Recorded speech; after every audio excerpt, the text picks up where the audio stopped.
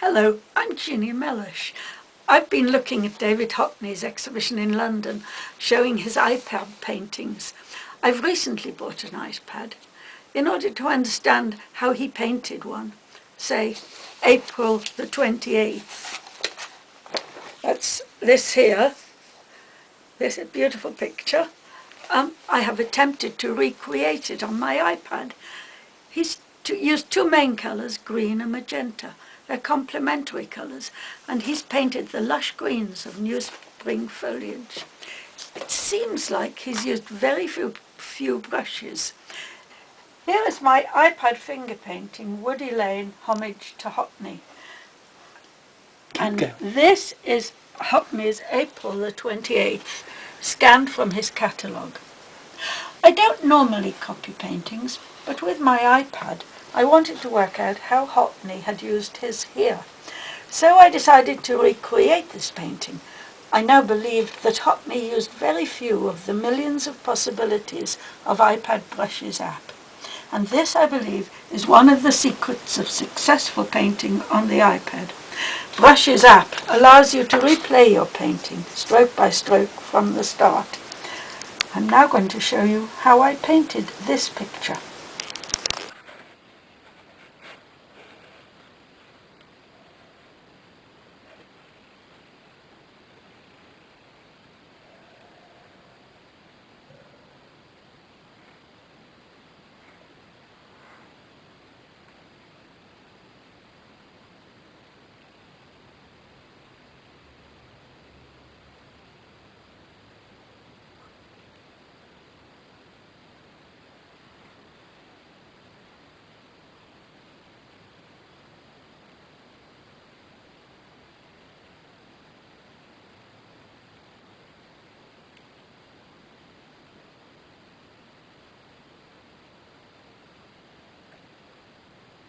This is brushes.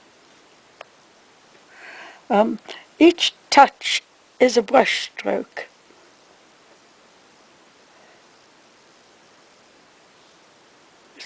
You can use your finger, or you can use your stylus. This is a stylus.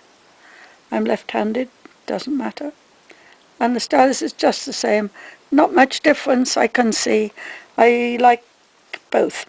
And hovercraft your hands, so your hands floating over the surface without touching. Only the fingertip touches. And your other hand, it keeps out of the way, doesn't touch either. We have an undo button here. It's like a snake. Touch it and it undoes. And very useful. And redo as well, if you want.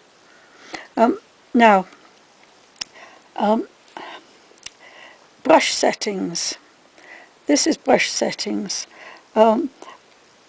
You control the type of mark that you make. There are two tools on the iPad. There's the brush and there's the eraser. I'll show you the brush.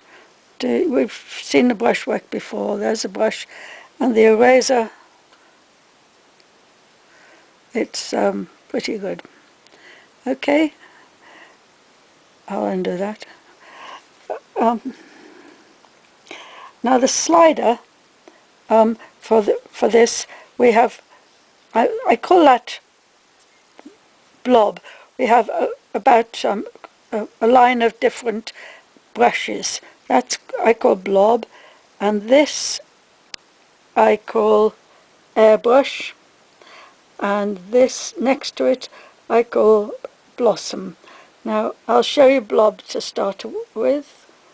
Blob, get to blob, and I'll show you why I call it blob. We've got the red coming, come on. It's a bit hard, I've got the eraser on it. Now, I've got no spacing on it, but if I put spacing on it, it separates up. Can you see? I'll start it again. You can see it gradually turning, getting more and more spacing. That's called spacing. when you divide the bits up, and you can draw with these spacings. And if you make them more open, they come like beads all falling about. And or you can have them just the odd spot, and we'll go back and go right back down, and it's just a plain line. Now that's blob. Next one is airbrush. Airbrush has a different effect. I use it mostly when number 100, and it's like that. I'll try blue, and it's like there's a blue there. And what you can do is touch the edge there and get a paler colour. Just there's a paler colour, and then you can go over that, make it a bit paler.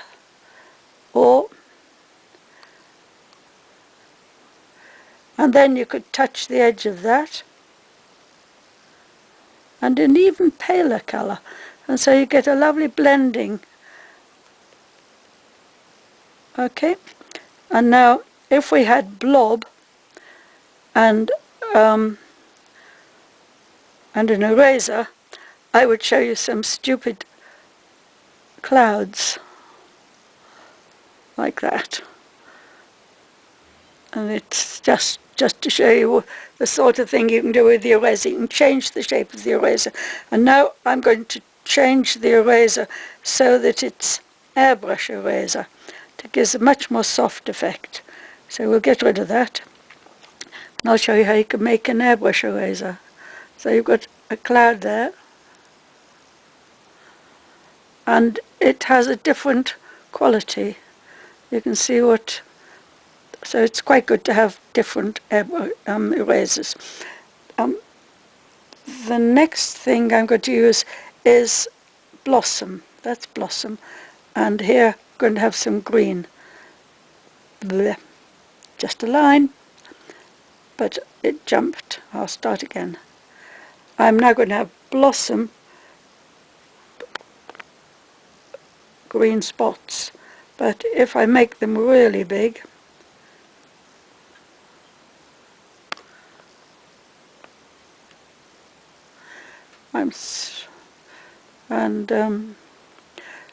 if you make them smaller, you can make them so that they sort of paint with a cloud of spots like that.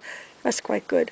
And you can also make them much smaller, not quite like that, and then like that, and it gives a sort of almost a chalky line, a bit like soft brush, or not a fine line, a chalky line. So now we've got three different. We use that blob, we use eraser. We use airbrush, and we use the next one along, which is blossom. So I've got three I'm using here. The colour panel. Here's the colour panel: the green, the yellow, the red, the magenta, the blue, the cyan there.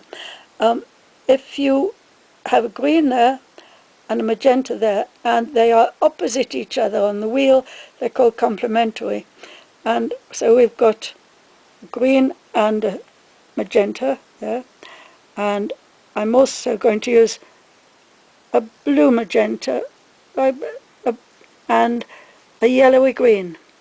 So I'll have that yellowy green there and a blue magenta there, and they're opposite on the colour wheel, so they have optical effect, useful for painting. With the colour wheel, the bright hues are around the edge, and as you go to the more towards the middle, they get paler.